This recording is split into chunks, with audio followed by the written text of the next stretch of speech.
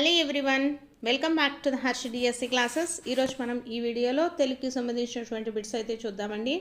మన ఛానల్లో వచ్చేసి అన్ని సబ్జెక్టులకు సంబంధించి ప్రతిరోజు కూడా మాక్ టెస్ట్లు కానివ్వండి, మోడల్ పేపర్స్ కానివ్వండి, వాటికి సంబంధించినటువంటి ప్రాక్టీస్ బిట్స్ కానివ్వండి, ప్రతి ఒక్కటి కూడా అప్లోడ్ అయితే చేస్తూ ఉన్నాము. సో ఎవరైతే ప్రిపేర్ అవ్వాలి అనుకున్న వాళ్ళు కంపల్సరీగా ప్రిపేర్ అయితే అవ్వండి. వాటికి సంబంధించినటువంటి లింక్స్ వచ్చేసి కింద అయితే ప్రొవైడ్ చేస్తాను, డిస్క్రిప్షన్లో ఒకసారి చూసుకోండి. సో ఈ వీడియోలో తెలుగుకి సంబంధించినటువంటి బిట్స్ చూద్దాము. ప్రతి ఒక్కటి కూడా ఆప్షన్స్తో సహా మీకు ఎక్స్ప్లెనేషన్ అనేది ఉంటుందండి. సో వీడియో వచ్చేసి స్టార్టింగ్ నుంచి ఎండ్ వరకు చూడండి. మీకు నచ్చినట్లయితే కంపల్సరీగా ఒక లైక్ అయితే చేయండి. సో ఫస్ట్ క్వశ్చన్, మనుషులను పీడించువాడు అనే ఉత్పత్తినిచ్చు పదం ఏది అనేసి ఇచ్చారండి. మనుష్యులను పీడించువాడు ఎవరండి? నృశంసుడు అండి. నృశంసుడు అంటే మనుష్యులను పీడించేటటువంటి వాడు, రాక్షసుడు అనేటటువంటిది అర్థం వస్తుందన్నమాట. So option 4 correct. Next question చూద్దాము. కళ నానార్థాలు రాయండి అనేసి ఇచ్చారండి. కళకి నానా అర్థాలు ఏంటిదండి? రెమ్మ, మూర్ఛ. కళకి నానార్థాలు రెమ్మ, మూర్ఛ అండి. ఆప్షన్ 1. నెక్స్ట్ క్వశ్చను, మృణాలము పర్యాయ పదాలు రాయండి అనేసి ఇచ్చారండి. మృణాలము అంటే పర్యాయ పదాలు ఏంటిదండి? నలీనము, పద్మము. నలీనము, పద్మము. నెక్స్ట్ క్వశ్చను,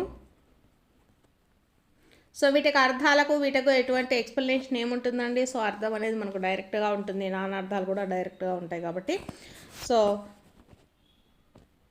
సందులు, సమాసాలు వీటికి సంబంధించినటువంటి ఎక్స్ప్లెనేషన్ అనేది ఉంటుందండి. ఓన్లీ అర్థాలు, నానార్థాలకు, ప్రకృతి వికృతులకు మనం ఎటువంటి ఎక్స్ప్లెనేషన్ అనేది ఇవ్వలేం కాబట్టి సో ఏమీ అయితే ఉండదండి. నెక్స్ట్ నిశ్చయము అండి. నిశ్చయము అంటే అర్థం ఏంటిదండి? సమూహము. నిశ్చయము అంటే అర్థము సమూహము అండి. ఆప్షన్ 3. నెక్స్ట్, ఎగువో పలక దిగువో పలక, పలకల కింద మెలికల పాము, ఈ పొడుపునకు విడుపు ఏంటి అనేసి అడిగారండి. సో ఏంటిదండి? నాలుక అండి. ఎగువో పలక దిగువో పలక, పలకల కింద మెలికల పాము, ఈ పొడుపునకు విడుపు వచ్చేసి పొడుపు కథకి ఆన్సర్ ఏమవుతుందండి? నాలుక. నెక్స్ట్ క్వశ్చను, పక్షపాతము చూపించు అనే అర్థంలో ఉపయోగించు జాతీయం ఏది అనేసి ఇచ్చారండి. పక్షపాతం చూపించడం అంటే ముళ్ళు చూపించడం అండి. ముళ్ళు చూపుట అనేటటువంటి అర్థంలో మనము పక్షపాతం చూపించు అనే జాతీయాన్ని యూజ్ చేస్తాము. So option 3 correct. Next question, Puri జగన్నాథుని ఆలయంలో వివిధ రకాల ఆరాధనలలో మహరీ నృత్యాలు ఉన్నాయి. మహరీ అనే పదానికి పర్యాయ పదం ఏది అనేసి ఇచ్చారండి. మహరీ అంటే ఎవరండి? దేవదాసీలండి. మహరీ అంటే ఎవరు? దేవదాసీలు అనమాట. దేవుడి కోసమే అంకితమై అక్కడే ఉండి వాళ్ళు దేవుడికి సంబంధించినటువంటి నృత్యాలు చేస్తుంటారు కదా వాళ్ళు. సో దేవదాసి. మహరీ పదానికి పర్యాయ పదం ఏదండి? దేవదాసి. ఆప్షన్ 1. నెక్స్ట్ క్వశ్చన్ చూసుకున్నట్లయితే, కలగంటినన్ వినిడింతులారా మనలంక ద్వీపమీయబ్దిలో పలవ్రాలన్ అని త్రిజట స్వప్నం పాఠంలో వీరు వీరితో అన్నారు. సో ఎవరన్నారని? త్రిజట అన్నదండి. ఎవరితో? రాక్షస స్త్రీలతో. So option 4 correct. నెక్స్ట్ది చూసుకుంటే, శ్రీపాద సుబ్రహ్మణ్య శాస్త్రి గారి రచనలు ప్రక్రియలతో జతపరచండి అనేసి ఇచ్చారండి. కీలెరిగిన వాత. కీలెరిగిన వాత అనేది మనకు దేనికి సంబంధించిందండి? కథ. కథకి సంబంధించింది. ఆయుర్వేద యోగముక్తావళి అనేది మనకు దేనికి సంబంధించిందండి? ఇదొక వైద్యశాస్త్ర గ్రంథం అండి. శ్మశాన వాటిక ఇది వచ్చేసి మనకు ఏమవుతుంది? నవల. అలాగే రాజరాజు అనేది నాటకం అండి. శ్రీపాద సుబ్రహ్మణ్య శాస్త్రి గారి రచనలు వాటి యొక్క ప్రక్రియలతో జతపరచండి అనేసి ఇచ్చారు కదా. సో కీలెరిగిన వాత అనేది మనకు కథకు సంబంధించిందండి. ఆయుర్వేద యోగముక్తావళి అనేది వైద్యశాస్త్ర గ్రంథము, అలాగే శ్మశాన వాటిక అనేది నవల, అలాగే రాజరాజు అనేది నాటకానికి సంబంధించిందండి. సో ఆప్షన్ 3 కరెక్ట్ అవుతుంది. నెక్స్ట్ క్వశ్చను, మన ఊరు ఇట్లా పచ్చగా ఉంటే ఇంత దూరం వచ్చే పని ఏముంది? పయనం పాఠంలో ఈ మాటలు నారాయణ వీరిని ఉద్దేశించి అన్నాడు. సో ఎవరిని ఉద్దేశించండి? గంగన్నని ఉద్దేశించి. నెక్స్ట్ క్వశ్చన్, ఇతిహాసం ప్రక్రియకు సంబంధించి సరి అయినవి ఏవి అనేసి ఇచ్చారండి. సో ఇతిహాసము అంటే ఏంటిదండి? ఇలా జరిగింది అనే అర్థం. ఇతిహాసం అంటే ఇలా జరిగింది అనే అర్థం అయితే ఉంటుంది. వీటిలో వర్ణనలకు వచ్చేసి ప్రాధాన్యత ఉండదండి. ఇవి గ్రంథ రూపంలోనికి రాకముందు అశు రూపంలో ఉండేవి అనేసి ఇచ్చారు. కరెక్టేనండి. మను వసు చరిత్రలు మన ఇతిహాసాలు కాదు. సో కాబట్టి కరెక్ట్ ఆన్సర్ ఏమవుతుంది? ఓన్లీ ఆప్షన్ 3 మాత్రమే అండి. ఇతిహాసము అంటే ఏంటిదండి? ఇతిహాసము అంటే ఇలా జరిగింది అనే అర్థం దాంట్లో ఇతిహాసము అంటాము. అలాగే ఇవి మనకు ఇతిహాసాలు గ్రంథ రూపంలో రానప్పుడు ఏ రూపంలో ఉండేవి? అశు రూపంలో ఉండేవి. నెక్స్ట్ క్వశ్చను, ఆశావాది ప్రకాశరావు అవధాన గురువు ఎవరు అనేసి అడుగుతున్నారండి. సో ఎవరండి? Doctor C V Subbanna, option 2. Next question, నల్ల మిరియం చెట్టు 5 హంసలు నవలల రచయిత ఎవరు? నల్ల మిరియం చెట్టు 5 హంసలండి. ఎవరిదండి ఇది? వి చంద్రశేఖర్ రావు, ఆప్షన్ 1. నెక్స్ట్ది, వ్యక్తిత్వ వికాసం ఇతివృత్తంగా గల పాఠాలు ఏవి? సో ఏ పాఠాలండి అవి? స్నేహము, చేజారిన బాల్యం అండి. స్నేహము, చేజారిన బాల్యం ఈ రెండు కూడా మనకు వ్యక్తిత్వ వికాసం ఇతివృత్తంగా గల పాఠాలు. సో ఆప్షన్ 3 అనేది కరెక్ట్ అవుతుంది. నెక్స్ట్ క్వశ్చన్ చూసుకున్నట్లయితే మనకు క్రింది వాటిని జతపరచండి అనేసి ఇచ్చారండి. ఔరౌరా సందుల గురించి ఇచ్చారు. సర్వేశ్వర, అత్యుగ్రమము, ప్రథమైక అనేసి ఇచ్చారండి. ఔరౌరా అంటే ఔరా ప్లస్ ఔరా, ఔరౌరా ఔరా ప్లస్ ఔరా అండి. సో ఔరౌరా ఏమవుతుంది? ఇది ఆమ్రేడిత సంధి అవుతుంది. ఔరా అనే పదం పదే వచ్చింది కాబట్టి 2 సార్లు వస్తాయి. పదం అనేది మనకు ఏదైనా 2 సార్లు వస్తే దాన్ని ఏమంటారండి? ఆమ్రేడితం అంటాం. ఔరా ప్లస్ ఔరా, ఔరౌరా ఆమ్రేడితము. నెక్స్ట్ సర్వేశ్వర అండి. సర్వ ప్లస్ ఈశ్వర, సర్వేశ్వర, ఇది మనకు గుణసంధి అవుతుంది. నెక్స్ట్ అత్యుగ్రము, అతి ప్లస్ ఉగ్రం అండి. అతి ప్లస్ ఉగ్రము, అత్యుగ్రము యనాదేశ సంధి. ప్రథమైక, ప్రథమ ప్లస్ ఐక, ప్రథమైక, ఇది మనకు వృద్ధి సంధికి సంబంధించిందండి. వృద్ధి సంధికి సంబంధించింది. సో కాబట్టి ఏ ఆప్షన్ కరెక్ట్ అవుతుందండి? ఔరౌరా అనే దానికి ఇలా. అలాగే సర్వేశ్వర వచ్చేసి మనకు గుణసంధి అవుతుంది కాబట్టి ఆప్షన్ 2 కరెక్ట్. నెక్స్ట్ క్వశ్చను, క్రింది వాటిలో సరి అయినవి ఏవి అనేసి ఇచ్చారండి. దేవర మేలు, దేవుని కొరకు మేలు, దేవర మేలు కొరకు వచ్చింది కాబట్టి ఇదేమవుతుందండి? చతుర్థి తత్పురుష సమాసం అవుతుంది. వెలుగు అంటే 1000 వెలుగులు కలవాడు ఎవరు? సూర్యుడు అండి. సో ఇక్కడ మనకు వెలుగు వచ్చేసి మనకు ద్విగు సమాసం కిందికి రాదండి, బహువ్రీహి సమాసం కిందికి వస్తుంది. బహువ్రీహి. సో ఇది మనకు రాంగు. ద్విగు సమాసం కిందకి ఇది రాదండి. ఎందుకంటే ఇక్కడ మనకు సంఖ్యా ప్రాధాన్యంలో సంఖ్య అనేది మనకు కనిపిస్తుంది. అంటే 3 కన్నులు కలవాడు. సో 3 అనేది సంఖ్యను తెలియజేస్తుంది. అది ద్విగు సమాసంగా చెప్తాం కానీ ఇది వెలుగులు అనేది ద్విగు సమాసం కిందికి రాదు, బహువ్రీహి సమాసం అవుతుంది. ఎందుకంటే అన్య పదార్థ ప్రధానం గల సమాసం కాబట్టి. నెక్స్ట్ అనుచితము అంటే ఉచితము కానిది.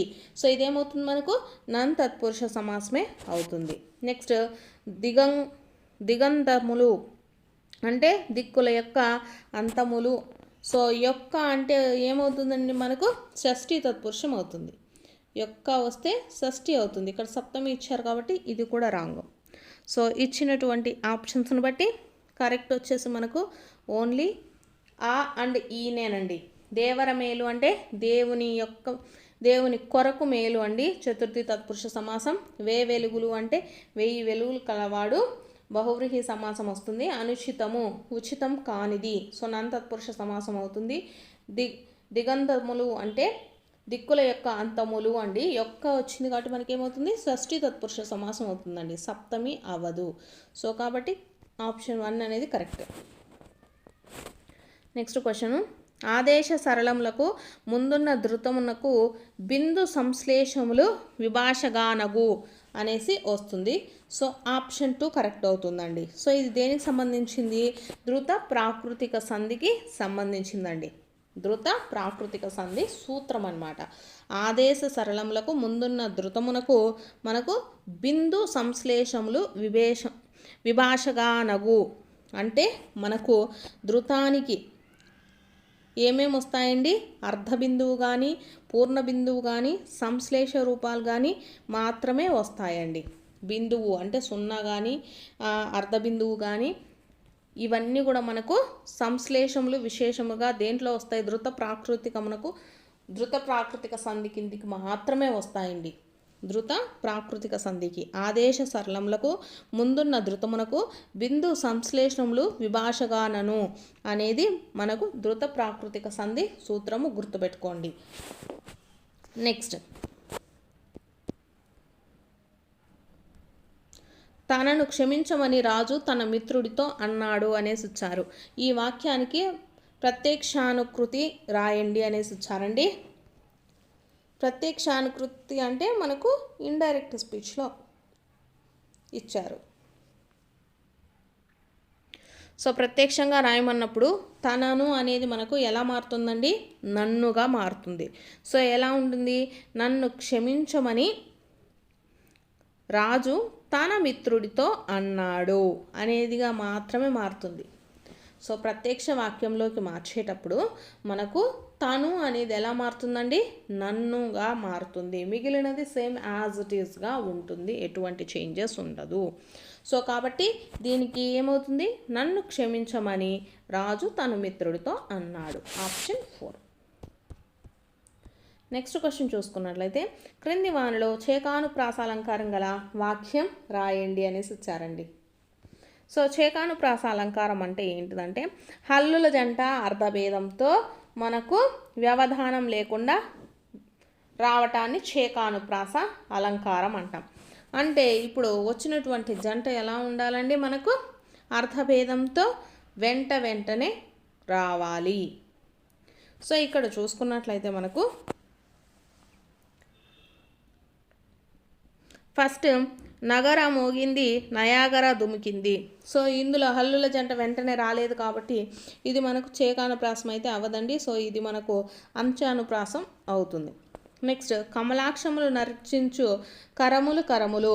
సో ఇక్కడ కరములు అంటే ఇక్కడ మొదటి కరములు కూడా చేతులకే సంబంధించింది, రెండవది కూడా చేతులకే సంబంధించింది.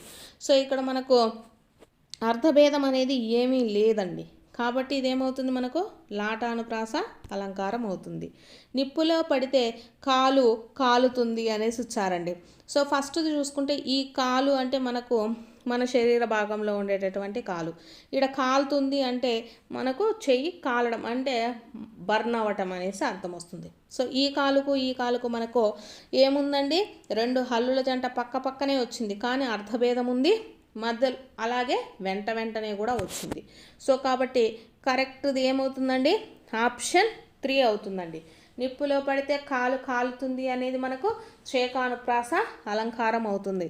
హల్లుల జంట అర్ధభేదంతో వ్యవధానం లేకుండా రావటాన్ని ఏమంటారండి, చేకానుప్రాస అలంకారము అంటాము. నెక్స్ట్ క్వశ్చన్ వచ్చేసి,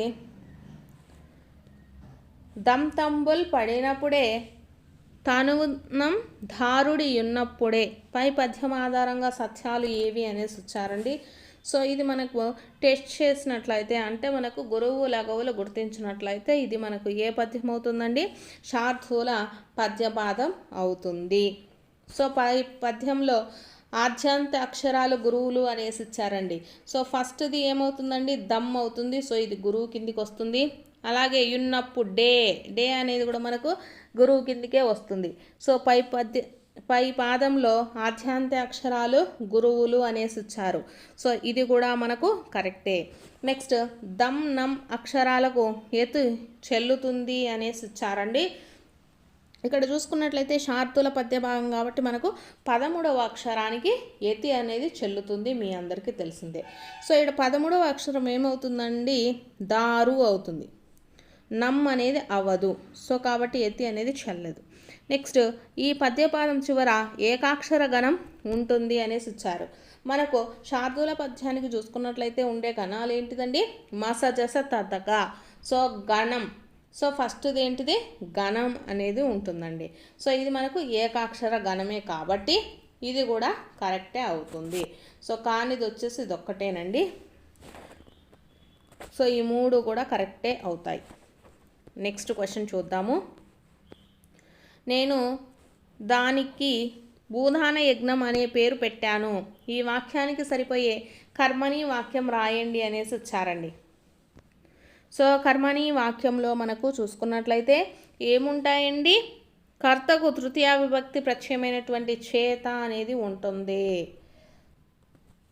సో ఇక్కడ నేను అనేది ఏమవుతుందండి, నా చేత అనే విధంగా మారుతుంది. నేను అనేది ఎలా మారుతుంది, కర్మని వాక్యంలో నా చేత అనేసి వస్తుంది. ఇక్కడ పెట్టాను అనేది ఎలా మారుతుంది, పెట్టబడింది అనే విధంగా మారుతుందండి. సో కాబట్టి ఇక్కడ మనం చూసుకున్నట్లయితే నా చేత దానికి భూదాన యజ్ఞం అనే పేరు పెట్టబడింది అనేది కరెక్ట్ ఆన్సర్ అవుతుంది. సో కర్మని వాక్యంలో ఎప్పుడైనా చూసుకోండి, కర్తకు వచ్చేసి తృతీయ విభక్తి ప్రత్యయమైనటువంటి చేత అనేది చేరుతుంది. ఇక్కడ నేను అనేది ఉంది కదా, ఇదే మనకు కర్త. సో ఇది మనకు కర్మని వాక్యంలో ఎలా మారుతుంది, నా అనే దాని కింద మారి చేత అనేది యాడ్ అవుతుంది. అలాగే క్రియ చివరన బడింది లేదా బడు అనేటటువంటిది వస్తాయండి క్రియారూపాలు. కాబట్టి ఇక్కడ ఏమవుతుందండి, నా చేత దానికి భూదాన యజ్ఞం అనే పేరు పెట్టబడింది. సో ఓన్లీ కర్త క్రియ మాత్రమే మారుతాయండి, గుర్తుపెట్టుకోండి. నెక్స్ట్ క్వశ్చన్, సమాసంలో పూర్వోత్తర పదాలు 2 విశేషణాలైతే అది ఏమవుతుంది అనేసి ఇచ్చారండి. 2 పదాలు కూడా విశేషము విశేష్యంతో కూడినది అయితే అదేమవుతుందండి, విశేషణ ఉభయపద కర్మధారయ సమాసం అవుతుంది. ఫర్ ఎగ్జాంపుల్ మృదు మధురము అనుకోండి. మృదు మధురము అంటే మనకు మృదువైనది మధురమైనది 2 కూడా విశేషణాలే. సో కాబట్టి ఏదైనా ఒక సమాసంలో 2 కూడా విశేషణాలు అయినట్లయితే వాటిని ఏమంటాము, విశేషణ ఉభయపద కర్మధారయ సమాసం అంటాం. నెక్స్ట్ క్వశ్చన్, ధర్మ సామ్యాన్ని బట్టి ఉపమేయాన్ని ఉపమానంగా ఊహించి చెబితే ఏమవుతుంది అనేసి ఇచ్చారండి. సో ఊహించి చెప్తే ఏమవుతుందండి, ఉత్ప్రేక్ష అలంకారం అవుతుంది, మీకు అందరికీ తెలిసిందే. ధర్మ సామ్యాన్ని బట్టి ఉపమేయాన్ని ఉపమానంగా ఊహించి చెబితే ఉత్ప్రేక్ష అలంకారం అవుతుంది. ఉపమేయ ఉపమానాలకు అభేదము చెబితే రూపకమవుతుందండి. అభేదము చెబితే ఏమవుతుంది, అది రూపకాలంకారం అవుతుంది. అతిశయోక్తి అంటే మీకు అందరికీ తెలిసిందే, ఉన్నదానికంటే ఎక్కువగా చేసి చెప్పడాన్ని ఏమంటాం, అతిశయోక్తి అంటాం. స్వభావోక్తి అంటే ఉన్నది ఉన్నట్లుగా వర్ణించి చెప్పడం, దాని యొక్క స్వభావాన్ని అసలు అది ఏంటి అని దాని యొక్క స్వభావాన్ని మనం ఎటువంటి మార్పులు చేర్పులు చేయకుండా ఉన్నది ఉన్నట్టుగా చెప్తే దాన్ని స్వభావోక్తి అంటాం. సో మీకు అందరికీ తెలిసిందే. నెక్స్ట్ క్వశ్చన్ చూద్దాము. సమ్మి, ఝమ్మర్, ధమాల్ వంటి విభిన్న రీతులు గల నృత్యం ఏది అనేసి ఇచ్చారండి. సో ఏ నృత్యం అండి, బాంగ్రా నృత్యం అండి. ఇది పంజాబ్ రాష్ట్రానికి చెందినటువంటి ప్రసిద్ధ జానపద నృత్యం అండి. సో దీంట్లో మనకు సమ్మి, ఝమ్మర్, ధమాల్ అలాగే ఇటువంటి విభిన్న రీతులు కలిగినటువంటి నృత్యము ఏది అంటే బాంగ్రా. నెక్స్ట్ క్వశ్చన్, క్రింది వాటిలో సరికానిది ఏది అనేసి అడిగారండి. సరికానిది వచ్చేసి మనకు యయాతి చరిత్ర, కందుకూరి రుద్రకవి అనేసి ఇచ్చారు. కాదండి, యయాతి చరిత్ర వచ్చేది మనకు అచ్చ తెలుగు కావ్యాన్ని రచించినటువంటిది. సో ఎవరు అంటే పొన్నగంటి తెలగనార్యుడు అండి. పొన్నగంటి తెలగనార్యుడు. సో సరికానటువంటిది ఆప్షన్ 1. సో మను చరిత్రను రచించింది ఎవరంటే అల్లసాని పెద్దన్న.